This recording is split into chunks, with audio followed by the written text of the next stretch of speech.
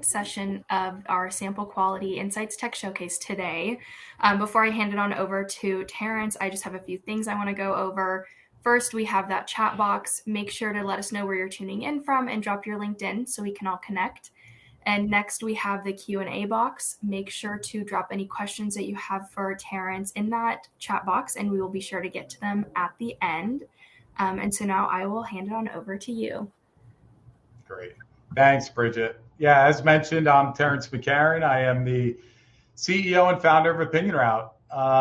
Today, I'm going to do a custom demonstration. I kind of pre-built a workflow of our enterprise platform that we call the NavigatOR, which is really dedicated towards sample quality and has a few interesting components. But before I jump into the demo, I thought it might be interesting just to pick up where Lenny and Carrie left off and give a little contextual background of my experience in the industry as it relates to the topic.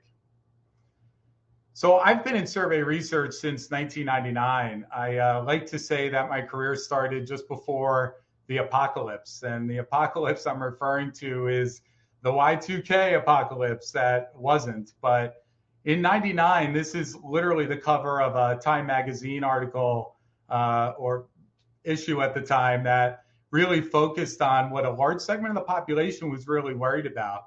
And for those of you under 35, I'll just share that this was a time of rapid technology evolution, and there was some corners cut along the way. And there was this worry in society that maybe we cut a few too many corners, and no one really knew on New Year's Eve at midnight what was going to happen, particularly as the year flipped over to a new millennium. So for me, I think that's kind of funny because we were worried about the healthcare system crashing, the banking system crashing, air traffic control system.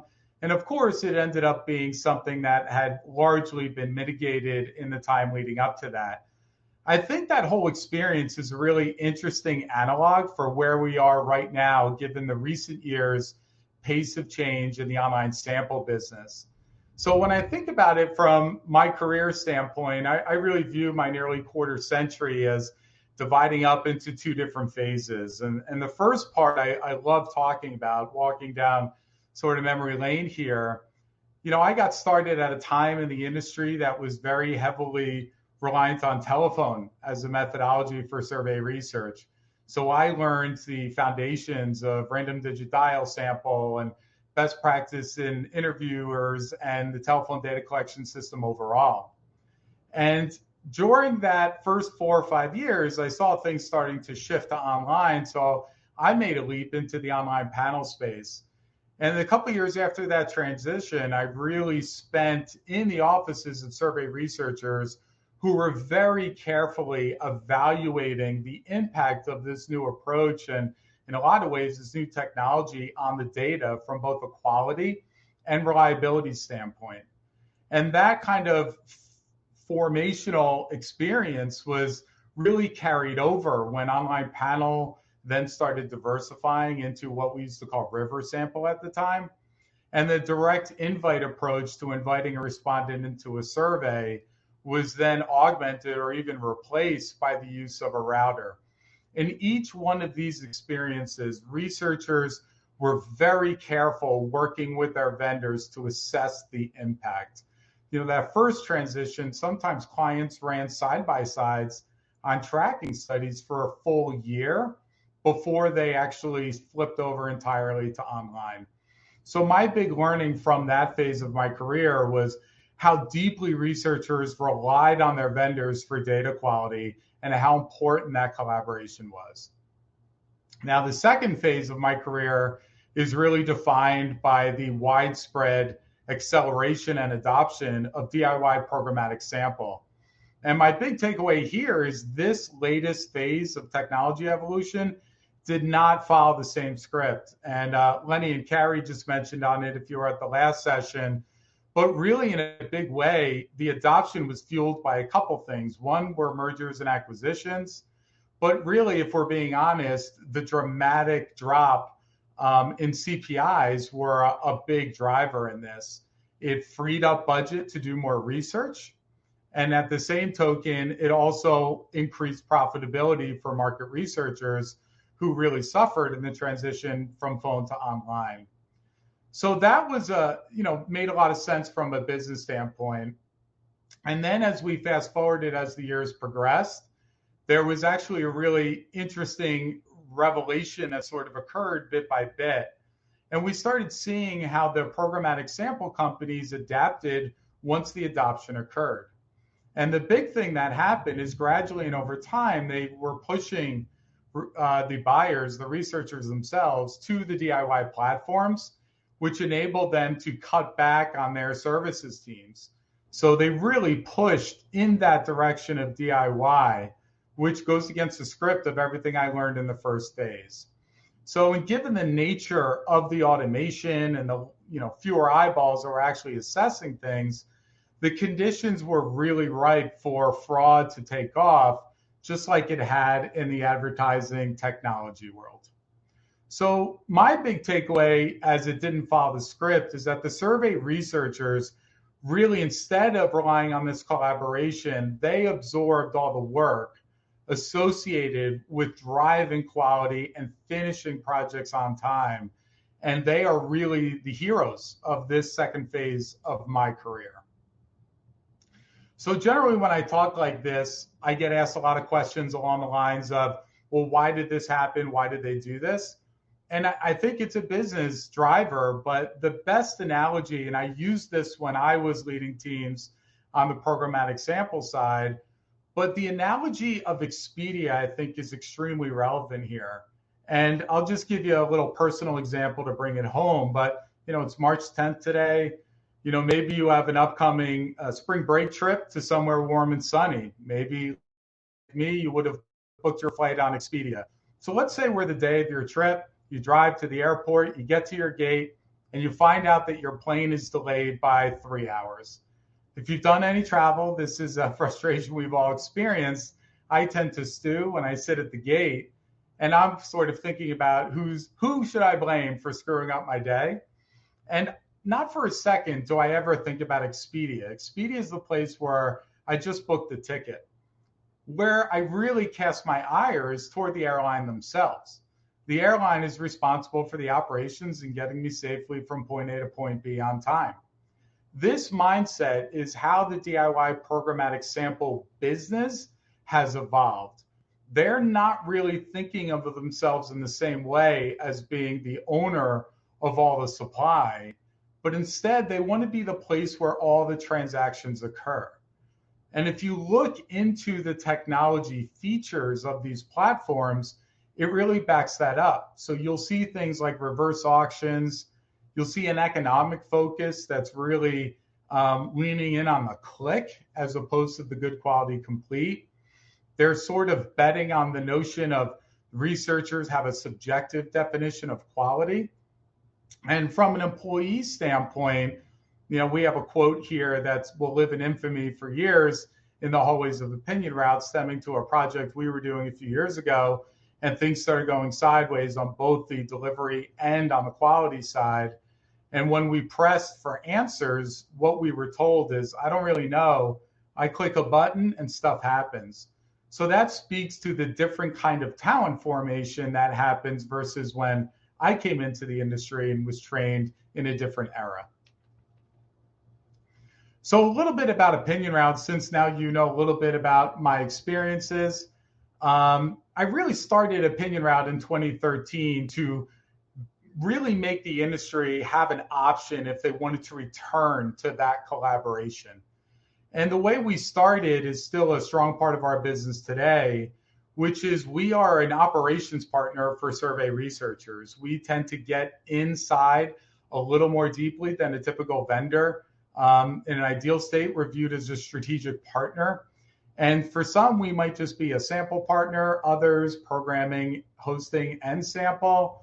But in any scenario, we really run a lot of market research surveys today, and we use all of those findings to best understand in today's sort of dynamic, in today's ecosystem, how are researchers defining data quality? Because ultimately, we believe that's where the expertise lies. So everything we build on a data quality side is drafting off of this deep collaboration we have with hundreds of researchers. And we calibrate all of our fraud prevention and data cleaning technology to fit what a researcher knows is the best quality data.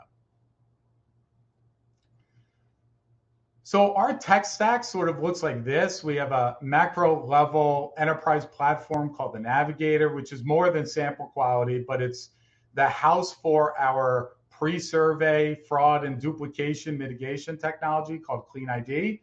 And we also have Response ID, which is an open-end data cleaning technology as well. And for us, it's a perfect blend for not replacing the expertise that researchers bring to the table, but instead we're really about arming all the talent in the industry with efficiency tools so they could do what they do faster and really focus on the aspects of the process that they love. So without any further ado, I'll jump into the demonstration, and I'll just repeat that this is a custom demonstration specifically with an angle of sample quality. So it's presented in sort of a prototype fashion. The Navigator does a lot more than what I'm about to show you, but hopefully you'll get a good feel for what it's like. And we're going to jump into our project mid-field and see what the technology reveals for us. So welcome to the Navigator. This is the enterprise platform that Opinion Route uses even internally to run everything we do. And right off the bat, as I set this up, we're looking at a project sort of in the field portion. We're halfway through the schedule. As you can see, this is 2 days ago. We have 2 days remaining in field. So right off the bat, what we seek to do is present to the research manager, the project manager, extremely quickly a read on how that project is going, again, with a particular emphasis on quality. So just looking at the overview of the metrics on the project, there's a couple things going on that I'm already seeing on this project. This red progress bar is indicating that not only are we behind, but we're pretty significantly behind, and we only have 2 days remaining. As my eyes carry forward down below, I can see that instead of pace accelerating, it's been slowing since day one. And I'm looking at my vendors broken down here, fictitious vendors, alpha sample and beta sample. And right next to here, I can see what metrics are going well.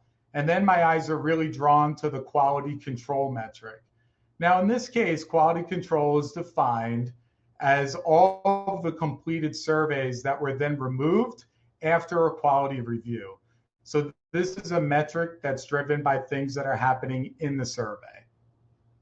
Now I can see where my problem is. My QC rate is astronomical, way higher than what I expected, and that I'm assuming is really affecting my pace. But I want to drill down a little deeper. So for here, you get to look into our vendor section. You can see alpha and beta lined up in terms of survey metrics pretty clearly. And I can see a couple things that are interesting to me. One is we have good balance in terms of the completes on the vendor. But the thing that's really sticking out, which now I see the root cause of why my QC rate is so bad, is we have one sample vendor that's experiencing an event that's certainly affecting my project. Now, incidence rate, this is a subtle little thing that Navigator points out on a quality basis. So incidence rate right now looks pretty okay. There's a 32%, 22%, and overall I'm coming in pretty near where I expected up front. So what we have learned over the years is that a higher incidence rate, if it's 10 points like this above what a good quality source would provide, could also be an indicator of a quality problem. Bad actors tend to game the system, so they qualify and are able to continue. And we see that overqualification rate could be an indicator of poor data quality. So now that I'm here, I want to go one layer deeper into the quality metrics. And this is where you get to see the breakdown of our fraud and duplication prevention tool, Clean ID, really showcased. So Clean ID is the first click coming into the Navigator for any survey taker. It is a security blanket for the survey itself. And the goal is you want to prevent all the known fraudsters from getting into that survey. So in this scenario, it's actually validating for me that beta sample not only is experiencing a very high QC rate, but it's also seeing an incredible level of fraudsters attempting to get into the survey. And it's also seeing an incredibly high level of duplicate attempts. Now, none of this would have gotten to the survey yet, but allows me to get a more holistic picture of what's actually happening to beta sample right now. So I've seen enough as far as if this is my project, I've seen enough. I know what I have to do to both get the schedule back on track, but also improve quality. So from this standpoint, what I'm going to do is dig into the vendor section of the Navigator. And here you can see the typical vendor setup on any given project. You can see how at the setup of the project, we added alpha and beta sample. And the Navigator offers another degree of quality security here. And then this is a write-up I've done a few times already, but ghost completes and link jumping have become a very common technique used by bad actors to game the survey ecosystem. And one of the things we allow vendors to do is to up their game from a link security standpoint. So let me just point out the example that'll really highlight what the difference is between server to server and just the traditional redirect link that is very commonly used and widespread.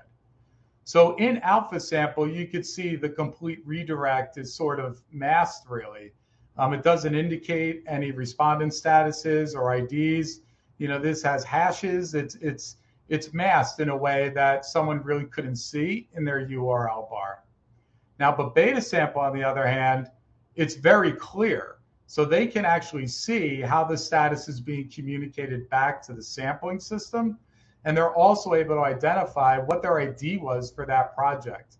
This has become very insecure in the last year in particular in our industry at large.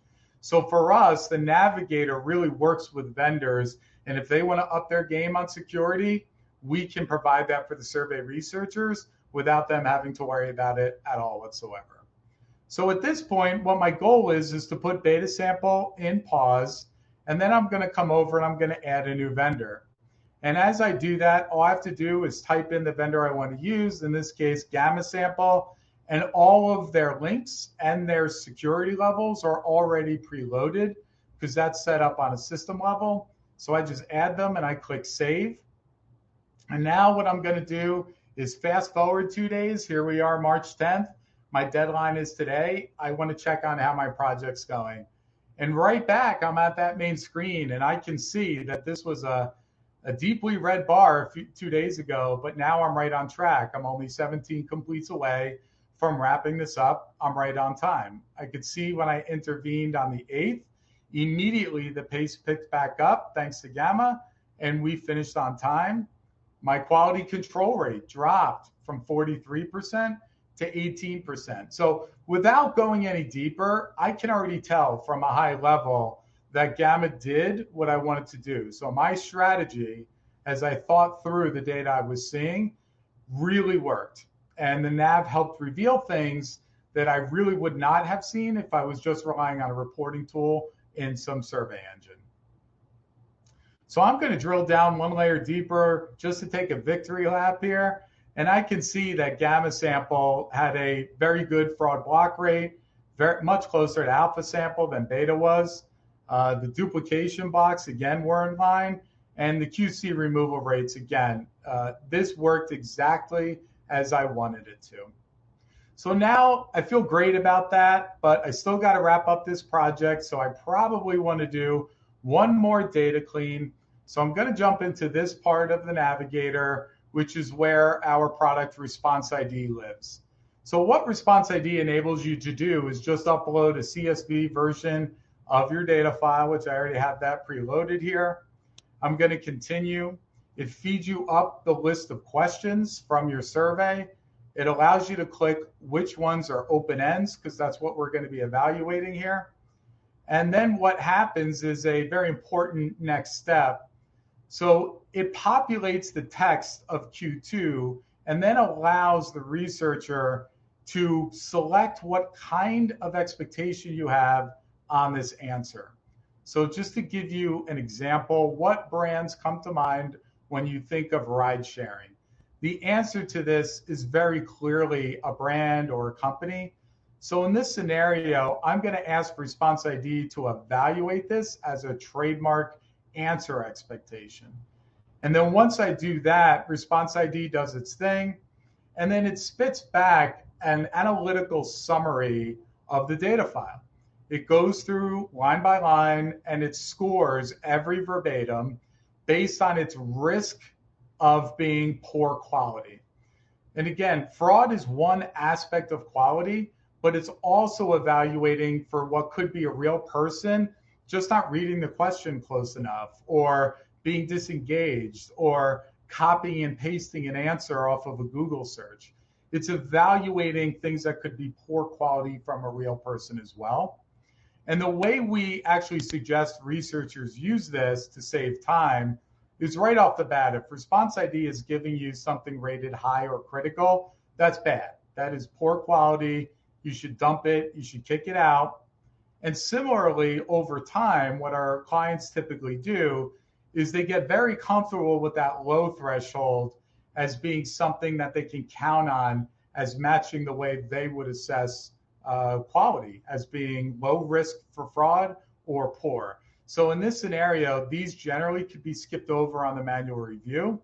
And then we really recommend that the expert, right, the researcher themselves, spend their time really digging into this medium category, which a lot of times is higher than 8%, but spend your time applying your knowledge on a line by line review of that data to assess what you want to keep and toss. And then all of this is exportable, and you can do this in whatever way is possible. If you run this multiple times, you can aggregate all of the uploads down in one report as well. Now, the last thing I'll show you is the ability to run deeper analytics. So if I have a problem project like that, I'm feeling good that I caught the quality and pace problem while I could still affect change. But I'm also a little shaken that I added beta sample in and it led to such a bad outcome. So for me, I want to go back to the macro analytics. I want to run a report that's quarter to date. And I want to analyze if something's going on systemically with that vendor, or if something maybe just happened on that one project. So as I look at the aggregate data acceptance rates across all my projects and all vendors, and I'm highlighting the average line and dotted, I can see that beta sample really started January pretty good. They were right on par. But what started happening really began about 4 weeks ago, and it hasn't leveled off yet. So in this scenario, I'm seeing that something on the post-fraud, but in the survey, is really occurring on a systemic level in that programmatic sample ecosystem. And then when I do the same evaluation with Clean ID on an overall basis, I'm seeing that they're also across the board experiencing a widespread infestation, if you will, of fraud. So this is telling me, and I could see this a few different ways, but the biggest thing I want to do now as a researcher, as a business owner, is I want to go in here and I want to evaluate beta sample in terms of how often I'm using them. And according to this report, beta sample is my #1 vendor. I've bought the most completes from them out of anybody. And I'm now realizing I need to change that up because every project they're on right now is experiencing a multi-system quality failure. And what I want to do is I want to set up a meeting to have a conversation with them. Maybe they don't know. And I want to share with them everything that the Navigator is giving me to help guide them on a path where they can shore this up. So that is pretty much the summary of the Navigator and the tour I wanted to give you today. I'll just say that we're expected to launch our newest version of the Navigator and make it available across the market this summer. And right now we're in a closed beta phase where we have a handful of research firms that are getting in really deeply and running projects on the Navigator. And we're also doing UX research with survey researchers evaluating and giving us feedback on new modules that are coming online this quarter and next as well. So I just want to offer this as a QR code. If you'd like to join the waitlist for the closed beta, or if you want to participate in some of that UX research, just pick up your phone, open the camera. You can scan this QR code. It'll bring you right here to this link. All of these registrations are coming right to me. And I'd be happy to add you to the list in coming weeks, and we'll reach out and provide some opportunities as they become available for you to get some more early access insights into what we're actually doing. So that's it for me. I'd love to turn it back to you, Bridget, and you can take it from here. Awesome. Thanks so much. We do have some time for questions. So if anything comes up, make sure to put that in the Q&A box and we will get to it. We do have some questions to start with. What is the difference between the QC rate and fraud rate? Yeah, that's a great question. So QC rate is a measure of what researchers would have removed from the data set. So that's a reflection on what happened in the survey. The fraud rate in the Navigator alludes to what was blocked pre-survey by clean ID. So those are like the absolute known quantified fraudsters that we're keeping out of that survey to begin with. So we measure those as separate reads, but both key components of data quality for sure. Great, thank you. Is this platform live? Yeah, we've been running our services business on this for 9 years. What we're working on now is the latest massive upgrade. Some of the things you're seeing reflect our new UI that's coming online. It is live, but we're not making it available until the summer for survey researchers. Great, thank you. And what sample companies are available with this platform? Yeah, so that's one of the big advantages. Any sample company can be used in this. It's not limited based on any pre-existing business relationships. Any survey researcher can come on and use any of the hundreds of sample companies that exist globally because it does operate on a link convention and also has the opportunity for server connections and API connections as well. So from that standpoint, it's not limited to any particular sample vendor. That's really great to hear. Thank you. And what else does this platform do besides data quality? Good question. So Navigator is really designed to be a workflow efficiency tool. So it does everything like add dramatic efficiency to the survey testing side. It checks on project and vendor statuses over the weekend and at night for the users. It automates backend ID reconciliation and vendor cost confirmation. We've really evaluated all the little microprocesses that are often just taken for granted and try to script a way of bringing novel efficiency to each one of those steps in a really user-friendly format. So it really is a comprehensive survey research workflow platform that way. Great. Thank you so much for all of the great information that you shared today and for all of the questions as well. Remember to our audience, if you have any other questions or you want to get in touch with Terrence or his team, you can scan that QR code and you can go over to their website as well. So thank you, Terrence, for joining us today, and we will see you all in the next session. Thank you.